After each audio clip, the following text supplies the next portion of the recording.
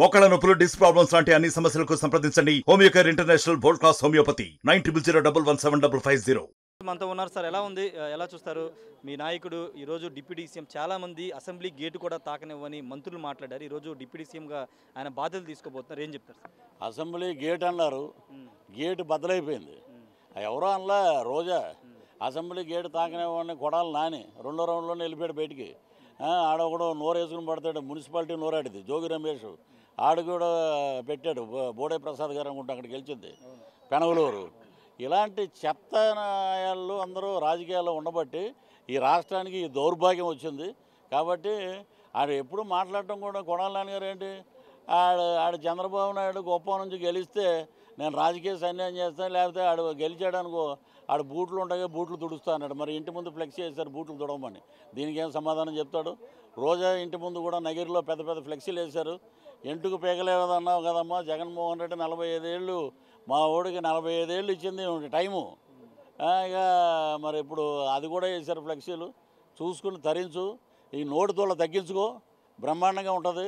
వచ్చి మా deputy CM గారు, మా సీఎం గారి కాళ్ళ మీద పడు. అయినా సరే మేము క్షమించం. ఊరినే పెద్ద మనసుతోటి వాళ్ళు క్షమిస్తారు, కార్యకర్తలు క్షమించరు. సో శాశ్వత జీవితం అలాగే జబర్దస్తికి రావటానికి లేదు. అక్కడ ఒకటి పోస్టర్ పెట్టారు నగిరి యువతల, చిత్తూరులో ఎక్కడో, రారా జబర్దస్తికి రారా అని రానివ్వరు.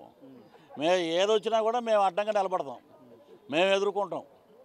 సినిమా పరిశ్రమలో అడుగు పెట్టక లేదు. ఎన్ని మాటలు మాట్లాడాము, ఒక ఆడది మాట్లాడాల్సిన మాట్లాడినా గాడిదలాగా 55 వచ్చినాయి నీకన్నా, నీ ముడ్డు కింద 52 ఉన్నాయి కదా.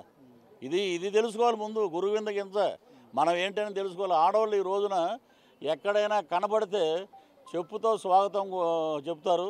అలాగే మా చెల్లెమ్మ వంగలపూడి అనిత గారు హోమ్ మినిస్టర్ అవ్వటం వీళ్ళకి దోల తీరింది. అది అంటే డిప్యూటీ సీఎం కూడా ఇస్తానని పిఠాపురం గెలిస్తే వంగగీతకి అదే సభలో జగన్ చెప్పారు. కానీ ఈరోజు అదే నియోజకవర్గం నుంచి గెలిచిన పవన్ కళ్యాణ్ డిప్యూటీ సీఎం అయ్యారు. అంతేనండి, దత్తపుత్రుడు అన్నారు కదా. శ్రీపాద వల్లభుడు దత్తత చేసుకున్నాడు పవన్ కళ్యాణ్ గారు. శ్రీపాద వల్లభుడు అంటే బ్రహ్మాండమైన మహిమ కలిగినటువంటి దేవుడు. వీళ్ళేదో అంటున్నారు దత్తపుత్రుడని. నువ్వు దత్తపుత్రుడని మీరు అంటాం కాదురా, నేనే అబ్బాయిని దత్తత తీసుకున్నాను పిఠాపురానికి.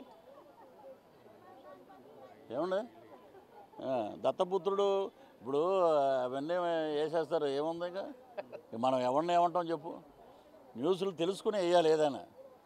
దత్తపుత్రుడు అన్నారు. శ్రీపాద వల్లభుడు దత్తత తీసుకున్నాడు. ఆయన నోటెంట డిప్యూటీ సీఎం అన్నాడు కదా. ఇప్పుడు దేవుడు కూడా ఆశీర్వదించి డిప్యూటీ సీఎం చేశాడు. ఫైనల్గా ఒక విషయం చెప్పండి సార్, మీరు గతంలో ఎస్వీబీ చైర్మన్ చేసి తర్వాత మిమ్మల్ని బయటికి పంపించారు. ఆ పరిణామాలు ఎలా చూస్తారు? ఇప్పుడు మీ నాయకుడు డిప్యూటీ సీఎం అవుతున్నారు. ఒకటేనండి, ఇప్పుడు మా నాయకుడు వచ్చాడు కాబట్టి మేము ఒకటే చెప్తాం, ఎస్వీబీసీ చైర్మన్గా మళ్ళీ మాకు వస్తే చెప్పుతో కొట్టినట్టు అవుద్ది. అలాగే చెప్పుతో కొట్టినట్టు అవుద్ది. గట్టిగా మేము మాట్లాడాము, మీ వాళ్ళందరూ ఇలా మాట్లాడారు, దౌర్జన్యాలు జరిగిపోతున్నాయి. ఏం దౌర్జన్యాలు జరిగినాయి?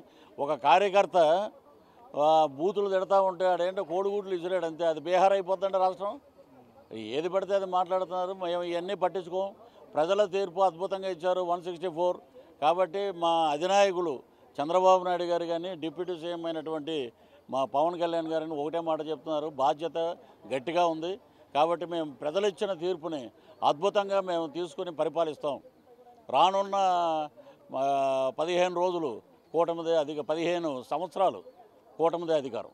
Thank you sir. ఖచ్చితంగా రాబోయే 15 సంవత్సరాల కూటమి అధికారం చెప్తున్నారు.